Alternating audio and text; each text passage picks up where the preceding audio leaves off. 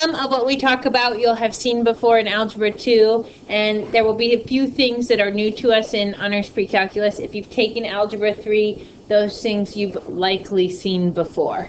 So we're going to go ahead and get started with the definition of a rational function. So how is a rational function different from polynomial functions, quadratic functions, any other function that we've talked about today? A rational function is a quotient of polynomial functions.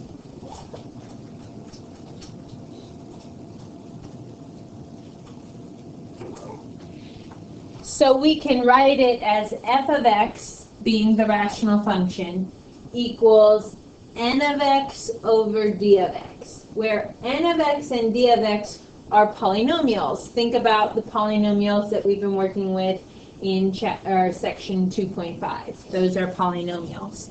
We name them specifically n of x and d of x. So anytime I talk about n of x, I'm talking about the numerator. Anytime I talk about d of x, then I'm specifically referring to the denominator of the rational function. So that's a handy notation so we know which part of the rational function we're working with. And we also have to say in our definition such that d of x does not equal 0. Why would we say that? Brady? Because you can't divide by 0 and then it would be undefined. It wouldn't be a rational function at all. Okay? So you have to make that stipulation so that we have a function that actually exists. Note that the domain is restricted by x values that make the denominator equal 0. This should sound very familiar to you from chapter 1. We found domain and range for some simple rational functions when we were covering that very last section on inverses. And when we were looking for the domain of the rational function, we said our denominator could not equal 0. So anything that made the denominator equal 0 is then a restriction to the domain. That carries through here. So I'm going to put up a function on the board and ask you really quickly in your small groups to look at the function and talk about what is the domain. Sometimes with rational functions, it's easier to talk about what's not included in the domain so that you can then list out the domain. The other thing you'd want to talk about with your small group is how would you write that in interval notation. So with your small groups, I want you to talk about what is the domain of f of x equals 3x over x squared minus 1. So what is the domain of that function? And you might talk about what is not included and then how you would write that in interval notation. So go ahead and take a minute to discuss that in your small groups. It is small. The brackets are by the numbers. Because like you can't use those already. These parentheses for things that are not included. But if you flip the expression sheet, Okay, so I'm going to ask us to come together now, and I'm going to ask a question to begin with. What's not included in the domain, Abby? Positive and negative 1, right? They make the denominator equal 0, so we want to write them as not included in the domain. Did any groups think they've got an interval notation that excludes negative 1 and 1? Ethan, what does your guys's look like? This is all in parentheses. Okay. Negative infinity, comma, negative 1. In union with negative 1, comma 1. In union with 1, positive infinity.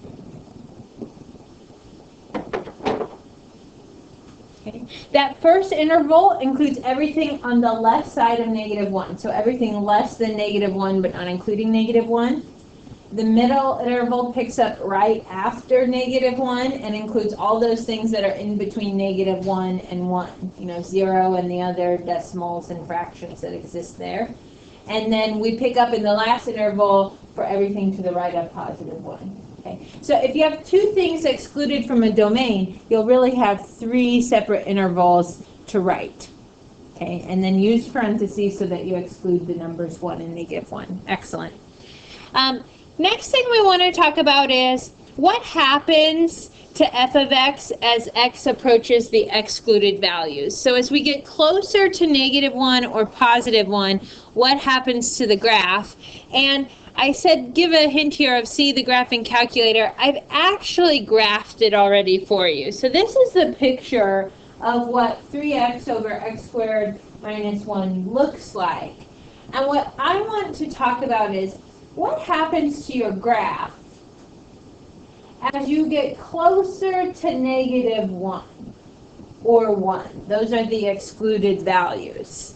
So just real quickly again with your small groups, have a quick conversation about what you're seeing near or at 1 and -1 and what actually happens to the graph as you get closer to those values. Okay, so have a quick chat. What are you seeing on the screen there?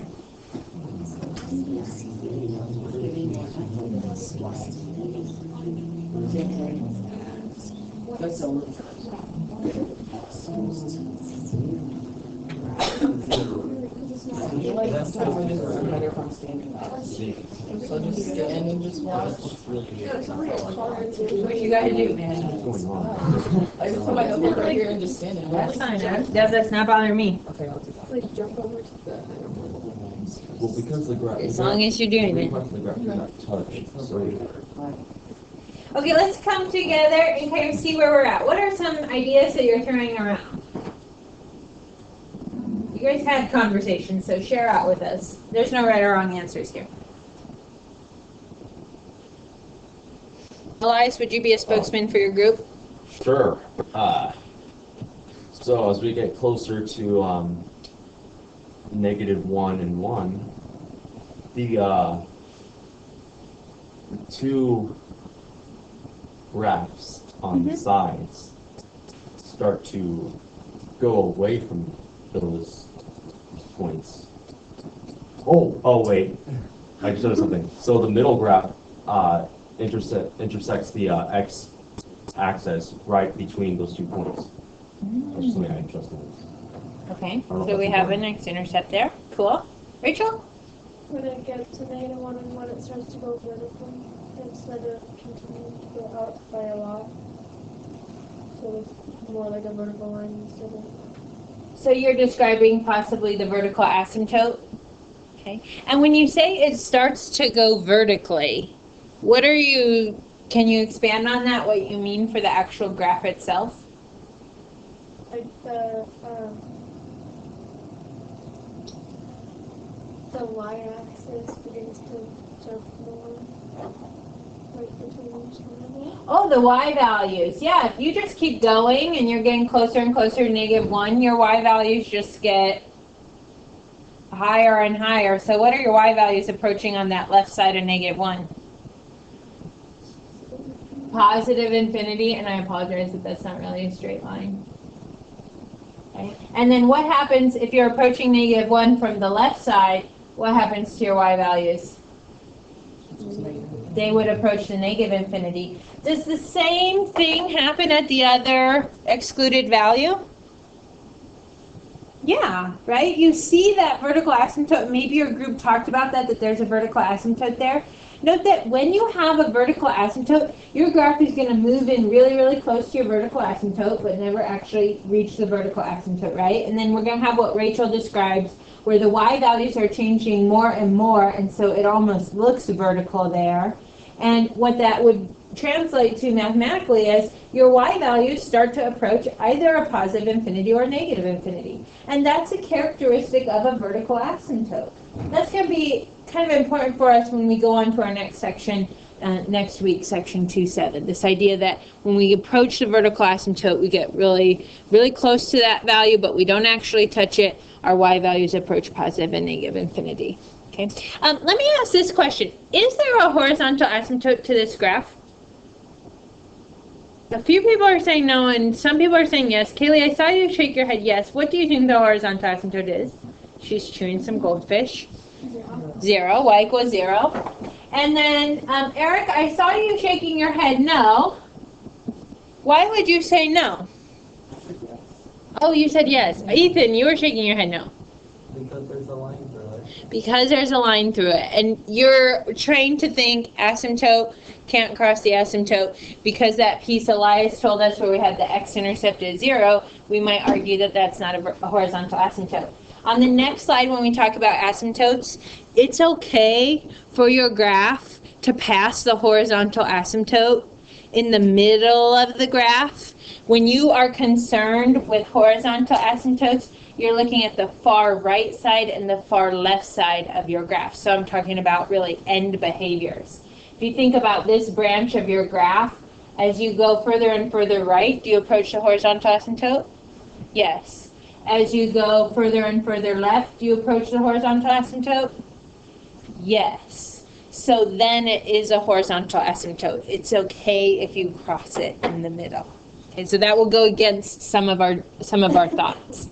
Okay, this is a section where we just write down these rules. These are things that you should know from Algebra 2. Study these. Make sure you know these for Monday's quiz.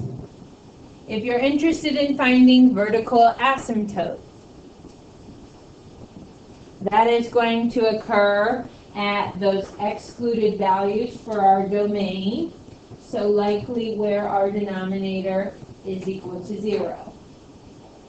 So if you want to find a vertical asymptote, set your denominator equal to 0. If you want to find a horizontal asymptote, you're going to compare the degrees of the numerator and the denominator. We did this in Chapter 1. We had really only one scenario. Now there are 3 scenarios. If the degree of your numerator, so that's my n of x, is less than the degree of my denominator, that's my d of x, my horizontal asymptote is at y equals 0.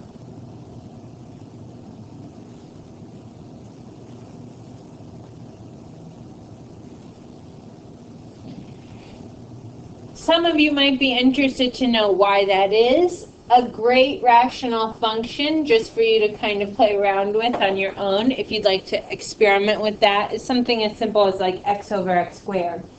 As x continues to increase, the difference between the value of x and the value of x squared gets larger and larger. So you're taking a small number over a larger number, and even though they're both getting a little bit bigger than they were before, the difference is bigger, so the decimal value gets smaller and smaller, and it starts to approach 0.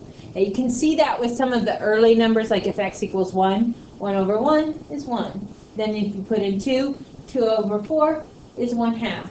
If you put in 3, 3 over 9 is 1/3.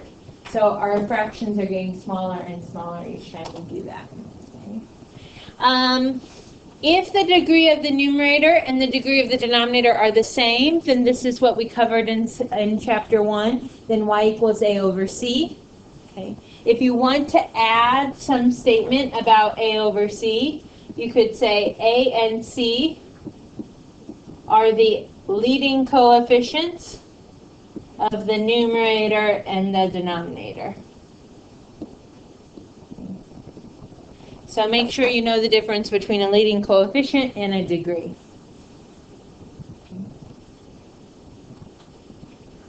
There's one final case for the horizontal asymptote. That's what if the numerator is has a greater degree than the denominator, and a horizontal asymptote does not exist. I use the abbreviation DNE for that. You could again kind of experiment, just flip that function that I gave you for number 1. Look at values of x squared over x. Because the number that you square gets so large, even though you're dividing by a larger number, you don't approach anything. You just go either towards positive infinity for the quotient there or negative infinity. So you have no asymptote. You're not getting closer and closer to a value. And there's my special note that says, you could cross the horizontal asymptote. So horizontal asymptote is really describing the end behaviors of your graph. And remember when we talked about end behaviors in our warm-up the other day, we talked about end behaviors that were going towards positive infinity or negative infinity, and we can use the words rise or fall. Now we're talking about end behaviors where on the far right and left sides we're getting closer and closer to a specific value, a y value, so a horizontal line. Okay, so when I say end behaviors here, I really mean far left and far right.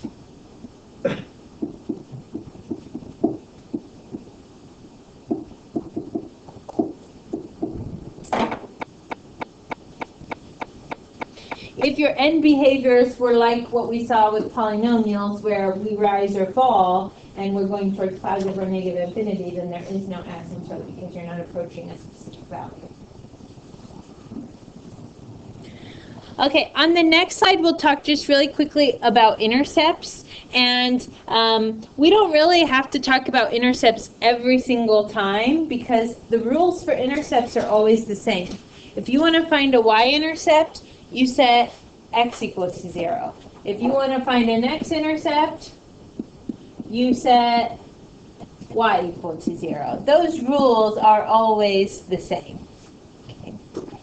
Something interesting that you'll see in rational functions, remember that your numerator and denominator are polynomials. If you set your numerator, or the x equal to 0 in the numerator and the denominator, the only thing that'll be left over in the polynomials is the constants. So a y-intercept is always the ratio of your constants for n of x and d of x.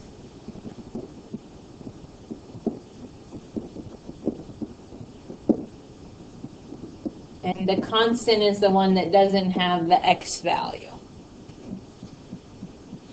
For the x-intercepts, and you might have covered this back in Algebra 2, you're thinking about that very original rational function, n of x over d of x, right, is our rational function. And you would be setting the function value, the y value, f of x equal to 0. Think real quickly about what type of fractions equal 0. What do you know about either the numerator or the denominator if your fraction equals 0? Jenna? Then the numerator was 0, right? 0 divided by any number is 0. Could your denominator equal 0? No, because that would be undefined. So you could make a quick rule for yourself here saying, set your numerator equal to 0.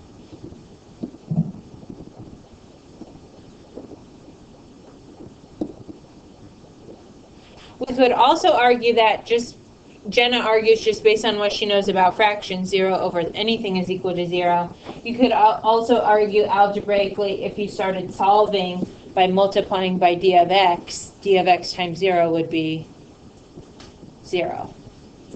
So you really just have the numerator equals 0 left over. Elias? So what happens when you divide 0 by 0? Is that undefined or is that 1? No, so 0 over 0, it doesn't make sense. So we actually have a special name for it, not undefined, we call it indeterminate. We don't know what it is. So what's that?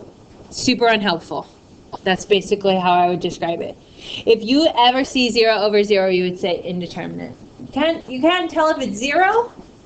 You can't tell if it's undefined. Or you can put it in your calculator. It says undefined, I think. Oh, divide by 0. Oh, it was someone else told me if they put 0 raised to the 0, it says undefined. So I would have to look up that exponent rule. But yeah, it just is, it's super unhelpful is what it is. It doesn't really tell you anything. So you got to work around it. And we're going to see that actually today. Okay, here's the things that are new. They're called holes and they're called slant asymptotes. You have to be on the lookout for holes. Holes are created if the numerator and the denominator share common factors. If they share a common factor, then the hole happens at the 0 of that factor. So think about it like if the numerator and the denominator both had a factor of x plus 5, then they would share a common factor. And you would have a hole at the 0 of that common factor x plus 5. So x equals negative 5. 5 to the left, you have a hole in your graph. Different than a vertical asymptote. To find the y value of your hole, you would need to take that x, that 0 that you just found for the common factor, and you would need to plug it into the function that's left over after you reduce the common factor. And we're going to do an example so you'll see that kind of play out. Plug x into the reduced function. We can't plug it into the original function because then we're going to get what Elias just asked about. If you say the whole happens at x equals -5, and the numerator and the denominator both have a factor of x plus 5, they'd both come out to 0 over 0. And we wouldn't know what that meant on our graph. So in order to get our y value, we have to plug into the reduced function. Okay?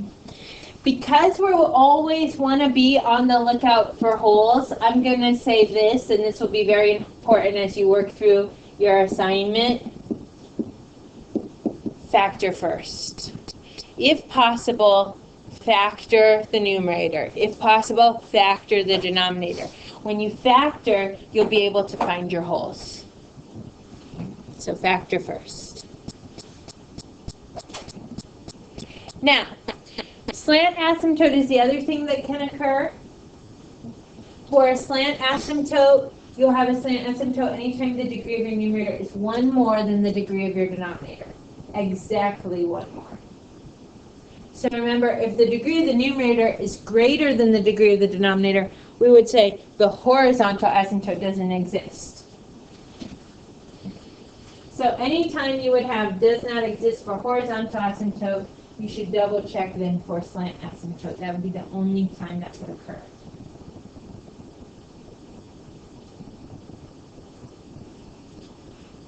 A slant asymptote is not vertical or horizontal, slanted. So it's got to be in the equation of a line like y equals mx plus b, where m is not equal to 0. So you want to find that equation of the line. In order to do it, you use long division. So there's always a question, maybe when you first learned polynomial long division, you're like, why would I ever divide polynomials? Oh, to find slant asymptotes.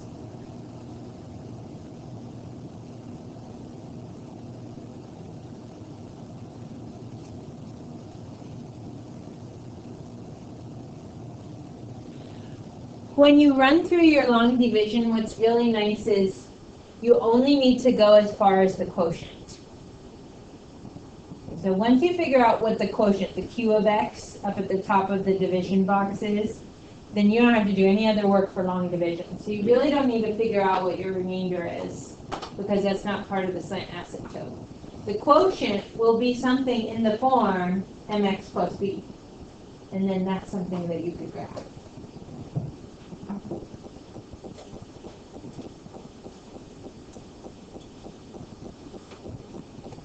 One final thing I'll say before we start our example, it goes back to the hole. I recommend you factor first so that you find your hole immediately if you have one when you get down to the parts where you're finding all the characteristics. And then note this, if some x value is a hole, that takes over anything else it could possibly be.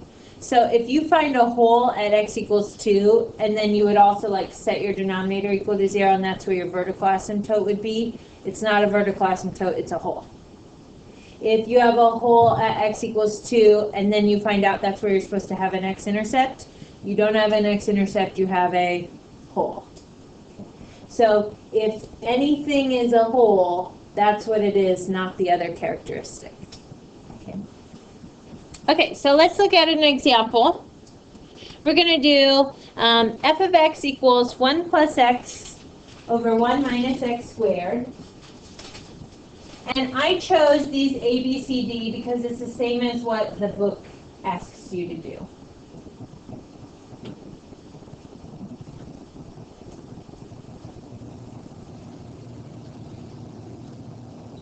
So what I'd like you to do first is identify the domain. That should be similar to what you did with your small groups before, and so you want to work the same way. And then I'd like for you, with your groups, to have a discussion about, do you have a hole?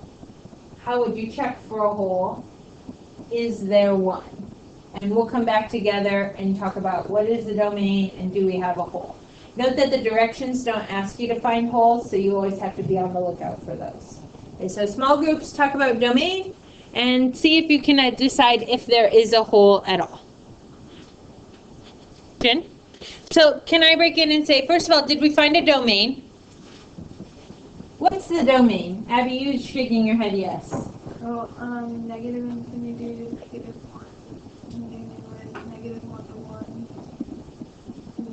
1 to infinity.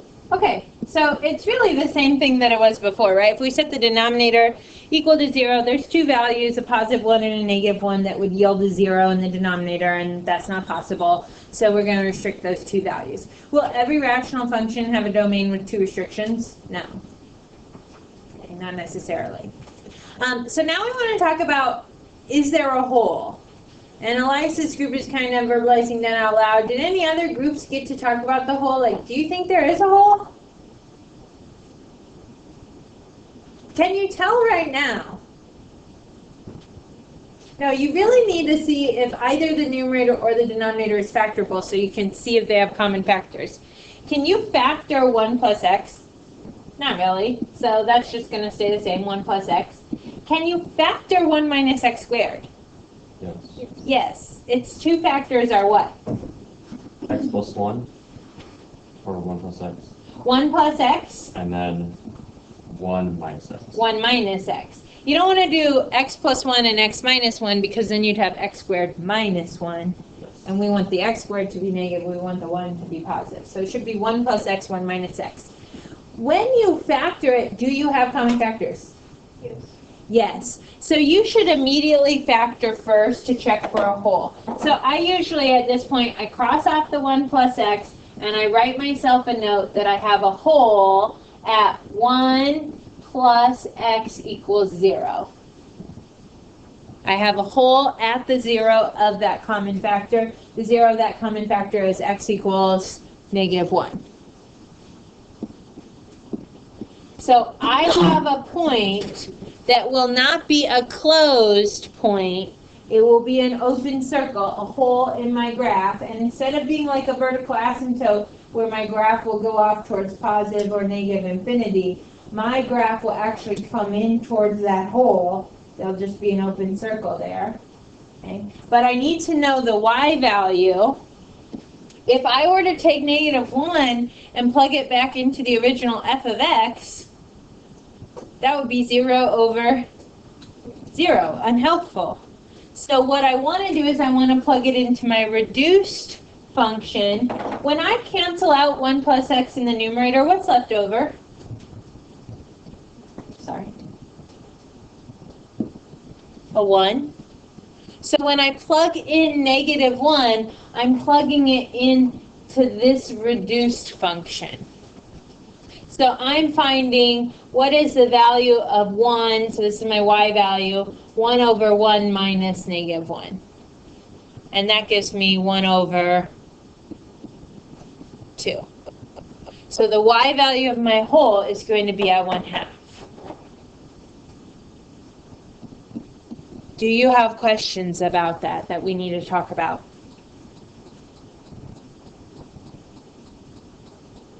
Yeah. Can you see the hole in that? No.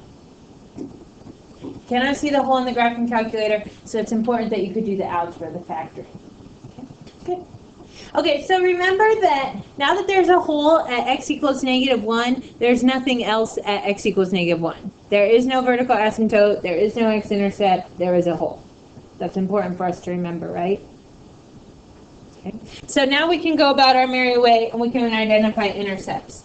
How would you identify the y-intercept? Plug 0 in for x. When you plug 0 in for x, you're just left with the constants. 1 over 1 is 1. So you have a y-intercept at 0, 1. If you wanted to find an x-intercept, you would plug 0 in for y, which really means in a rational function, you would set your numerator equal to 0, but setting your numerator equal to 0 gives you the same x value that's already your hole, right? So do you have an x-intercept? No. Does that make sense? you would set your numerator equal to 0, okay? But 1 plus x equals 0 will give us x equals -1. -1 is already the whole, so there is no x-intercept. So is a whole more of a line? No, a whole is a point. Well, then if the point has a y value of 1/2, why would the x-intercept not exist? Because we won't touch the x-axis. Ever. Just wait and see. When we see it in the picture, maybe it will help. Hang on. Vertical and horizontal asymptote. What would you do for a vertical asymptote? Set the... Thank you, Jenna. Denominator equal to 0.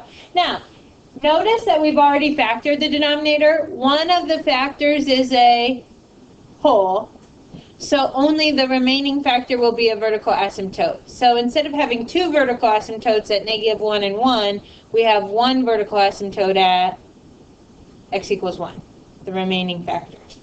Okay? So you have a vertical asymptote at x equals 1. And what about horizontal asymptote? Do your horizontal asymptote test really quickly. Look back in your notes. Is this a case of 1, 2, or 3? Numerator of the, or sorry, degree of the numerator is less than, equal to, greater than. Less than the degree of the denominator, right? The degree of the numerator is 1. The degree of the denominator is 2. It's less than. So the horizontal asymptote is at y equals 0. Okay, here's where we're going to make it come to show that whole and what's happening with the whole and the x-intercept there. I would always start my graph by putting my asymptotes in first. Okay, so I'm going to draw my asymptote at x equals 1 and y equals 0. So that's 1 to the right. I have a vertical line. The x-axis is my horizontal asymptote. Okay. The next thing I would do is plot any points that I already have identified. So I have identified a y-intercept at 0, 1. That would be up 1 on the y-axis. I also have identified a hole, which I will mark as a point, but as an open circle at -1, 1/2. So I'm going to go left 1, up 1/2, and draw an open circle.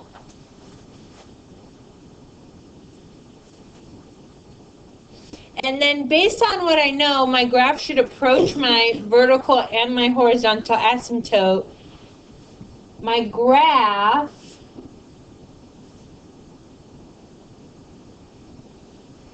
looks like in Algebra 2, you graph the simple rational functions. We call that a branch of a hyperbola. Looks like one of those branches, but there's that open circle that's a hole. So notice where the hole was, I was supposed to be an x-intercept, but I'm not at the x-axis there. I'm at 1/2 for y. And then I'm approaching my horizontal asymptote, so I never had an x-intercept. Are we okay with that?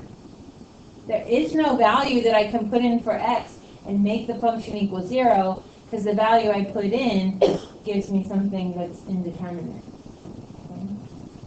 Okay, then I need to figure out where the rest of my graph is on the other side of the vertical asymptote. This is where you use n extra points as needed. So you can make your own table of values. You should be prepared to do this graphing without a calculator. So that would mean that you would have to plug into the rational function. The easiest way to do that is to pick an x, plug it into your numerator, write the number down, plug it into your denominator, write the number down, simplify if you can. Okay, so I'm going to pick something on the right side of my vertical asymptote. I'm going to choose 2. You can pick any number you want, 2, 3, 4, 5, 6, 7, 8, 9, 10. Plug it in. 1 plus 2 is 3. 1 minus 2 squared is 1 minus 4. -3. 3 over -3 is -1. So I have a point at 2 to the right and -1. Now, if you're not certain what your graph would look like, you would just pick additional points. And you would plug them in so that you could see a picture of your graph. Because I know a little bit about rational functions and my asymptotes, I'm going to assume I get that other branch of my hyperbola down there. And you'll know better about like what to expect with your graph as you do your examples. Okay? Does anybody have any questions about that example with a hole before we move on?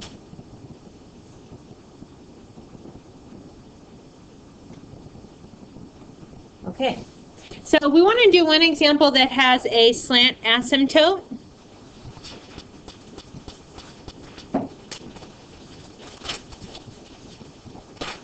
And so we're going to look at f of x equals negative x squared plus 3x plus 2 all over x plus 1.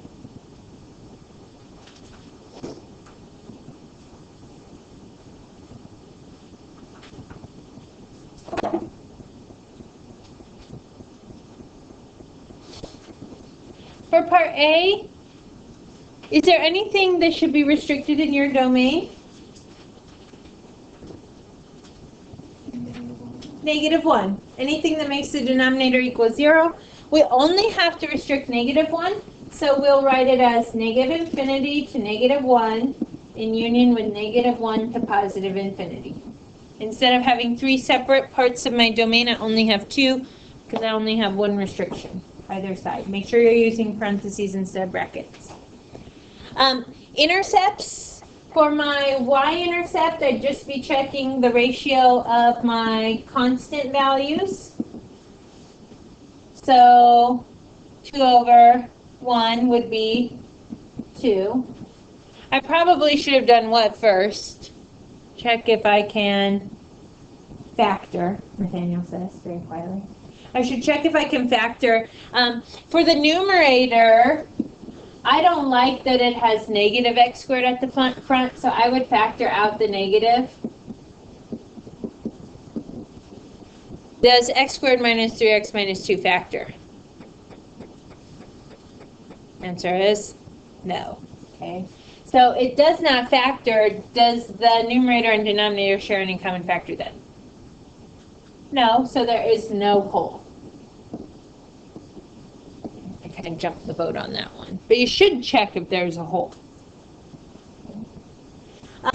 For x-intercepts, I would set my numerator equal to 0. Since my numerator doesn't factor, that would mean I should check with quadratic formula. In interest of time, so we can do the slant asymptote, I'm just going to write for x-intercepts, do quadratic formula. And if you find out in the quadratic formula that your discriminant is negative, that would mean you'd have imaginary solutions. You could stop immediately because you're not going to graph imaginary solutions. If they're irrational, then you could find them as decimals and plot them on the graph. Okay. For part C, we would check for a vertical and a horizontal asymptote. For the vertical asymptote, we're looking at our denominator. Since we don't have a hole, x plus 1 will produce a vertical asymptote. So we have a vertical asymptote at x equals -1. For the horizontal asymptote, you're looking at your degrees. The degree of your numerator is 2. The degree of your denominator is 1. When the degree of the numerator is greater than the degree of the denominator, there is no horizontal asymptote. Anytime you write no horizontal asymptote, I'm writing DNE for does not exist, then you need to check for a slant. Okay. So, is the degree of the numerator exactly 1 more than the degree of the denominator? Yes. So you would need to find the slant asymptote.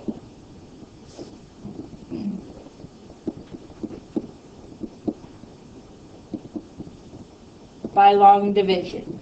You're going to do long division with the rational function as it is. What would you have to multiply this x by to get the negative x squared? A negative x. Distribute. Negative x times x is negative x squared. Negative x times 1 is negative x. Remember that you're subtracting both of those, so they're both going to change signs and become positives. So the x squareds cancel. I have 4x plus 2. What do I have to multiply x by to get 4x? 4. And I could keep going, but do I need to? No, I have the slant asymptote, right? Everything else is going to be part of the remainder. Okay, so my slant asymptote is y equals negative x plus 4.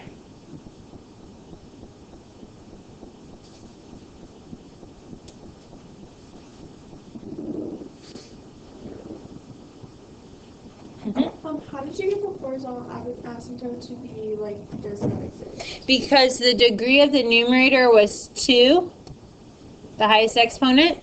The degree of the denominator is 1. When the degree of the numerator is greater, there is no horizontal asymptote. I'd graph my vertical asymptote at negative 1. I would graph my slant asymptote. I'd be going up 2 on the y-axis, and then my slope is 4 over 1, so I can go up 4 over 1. I'm just estimating there.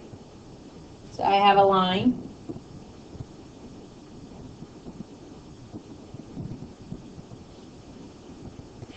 And then you would be looking for extra points to determine where does your graph show up.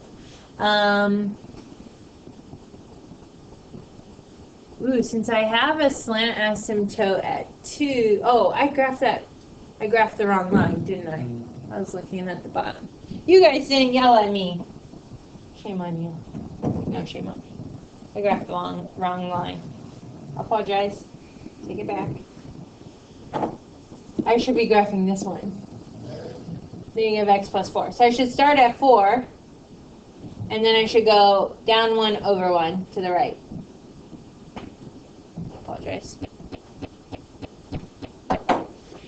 So I can plot my y-intercept. That feels a little bit better. By going up 2 on the y-axis. I'm definitely needing more points, but you could probably tell what's happening, right? If it's going to be trapped in those asymptotes. If I did quadratic formula, I would get 2 x-intercepts that are irrational for the x-intercept, so I could find them. But my graph is going to look something like this in the end. Now, I know that, but you might find an additional point on the other side of negative 1. So maybe I would check x is negative 2. And I'd plug that in. Negative 2 squared is 4. That's negative 4. Minus 6 is negative 2. Plus 2 is 0. What did I do wrong? Negative 4 minus 6 is negative 10. Plus 2 is negative 8. So I get negative 8 for the numerator. And negative 2 plus 1 is negative 1. So that point is at negative 2, 8, way up here. Okay. You have a homework assignment on the gold sheet. You would like to practice the homework assignment on the gold sheet so that you know what kinds of questions you have. I'm guessing holes and slant asymptotes might be a source of questions for most of us.